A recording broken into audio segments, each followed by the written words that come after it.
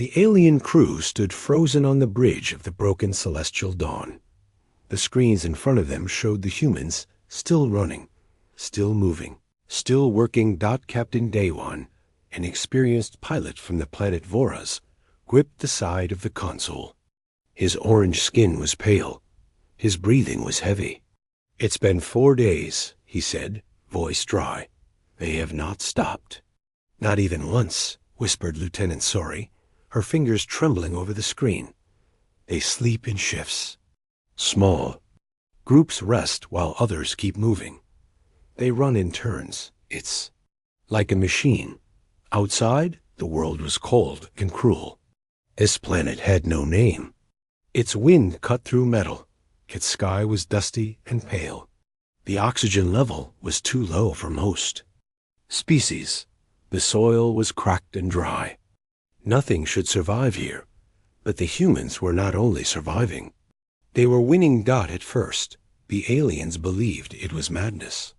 After the crash, they had expected the humans to panic, to mourn, to rest and die slowly like any other species.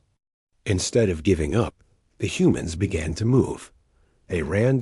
Not wild, random running. It was planned, calm, steady. They ran with purpose. Each human had a partner. They carried supplies. They used broken parts of the ship to build breathing masks and makeshift armor against the wind. They worked like ants. They organized everything: water searches, map grids, and scavenger runs. Now, 5 days after the crash, the humans had explored over 200 kilometers of land. "They found a cave system," said Officer G1, eyes wide, deep enough to hide from the windstorms. "There's heat from underground and water." Daiwan leaned closer to the screen. "How can they find all of this without our scanners?" "They are using their eyes," said Sori. "Their feet, their instincts." The crew fell into silence. The humans had something no scanner could measure, something no alien algorithm could predict, something terrifying. Persistence. Captain Daywan had met humans before. He had seen them in peace talks, trading stations, even war councils. They were friendly, curious, always asking questions. But now he saw something else. Power. It wasn't brute strength like the Voron warriors. It wasn't speed like the insectoid racers of Ulzer. It was something deeper. A fire that refused to die. He watched a man named Minnow helping his injured teammate Yeji. Her leg was hurt, but Minnow didn't slow down. He carried her on his back. For 10 kilometers. Another woman, named Haun, had built a new type of breathing mask from metal scraps. She shared it with 2 others without a word. Each human was working for the group, not just for themselves. It was horrifying and beautiful. "I listened to their radios again," said Officer Jiwan. "They're planning to stay here for months if they must. They're drawing maps, naming areas. One called a cave Camp Stoneheart. Another marked a ridge as Wind Fang. They're claiming it," whispered Daywan. "This dead world, they are claiming it as their own." The crew looked at the screen. One group of humans had started building walls from stone. Another had dragged metal panels from the wreckage to create shelters. In 6 days, they had done what most species couldn't do in 6 months. "Why do they run?" asked Chief Medic Yaron, blinking his 8 eyes. "Why not rest like we do? It wastes energy." Sori shook her head. "It's not waste. They move to stay alive. Their bodies are strange, built for movement. They cool down by sweating. They store energy in muscles, and they never stop." "Are they like predators?" Yaren asked. "No," said Jiwan. "They are something worse." "What's worse than a predator?" "An unstoppable one." Day 7. The air was colder now. A storm hit during the night, blowing sand and ice across the broken land.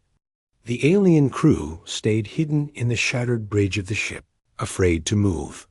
But outside, the humans kept going, wrapped in cloth and metal, goggles over their eyes, They moved through the storm like shadows. They marked trails with flags. They left food and supplies for others behind them. They left no one behind. They weren't just surviving. They were training. Captain Day One finally spoke to one of them. Using the radio frequency, he reached out. "This is Captain Day One of the Celestial Dawn. Do you read me?" The voice that answered was calm. "This is Captain Suman. I read you. Why are you running?" Day One asked. "Why not rest?" Suman's voice crackled through. "Because if we stop moving, we die. But if we keep going, we live." "That's not logical," Day One said. "It doesn't have to be," she replied. "It works." That night, the crew argued. "We should follow them," said Sori. "They have water, food, a cave. They have a plan." "We can't," said Yeren. "We're not built like them.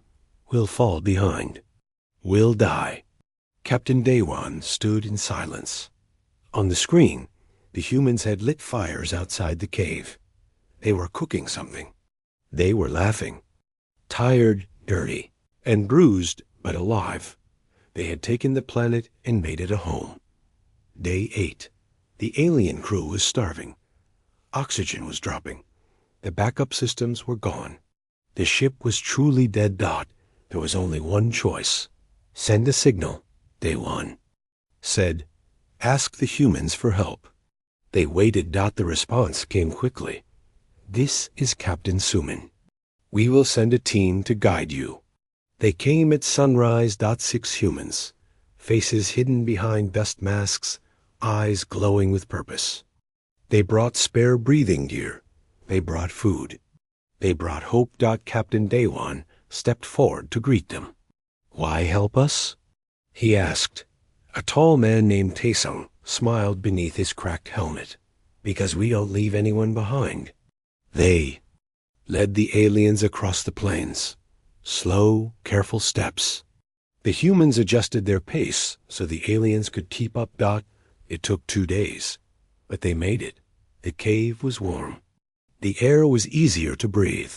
The walls had names scratched into them. A small flag stood near the entrance. It had Earth's symbol on it. Captain Day One looked around. Humans worked in teams, building filters, digging, planting small growth samples. Children laughed near a light source. Music played from a broken radio someone had fixed. This was no longer a survival camp. It was a colony. "They could have let us die," whispered Sori, "but they didn't." "They're not just survivors," said G1. "They are builders, explorers, fighters." Captain Day One turned to Suman. "Your people. You're not like the rest of us." "No," she said simply. "We don't quit." On day 15, the Galactic Council ship arrived. They had picked up distress signals and tracked the planet.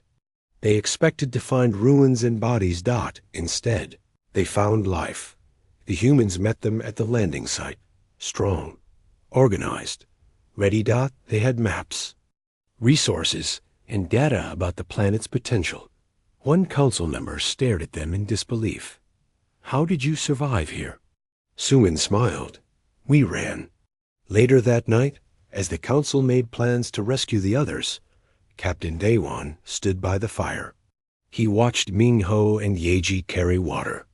He watched Hound teach a child how to tie cloth into rope. He finally understood.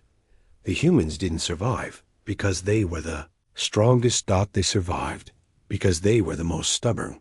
They ran, not away from danger, but toward life. Step by step, breath by breath, they ran, and they never stopped. And now, the galaxy would never forget what it saw that day. They watched in horror as the humans started running, but they would remember in awe that the humans never stopped.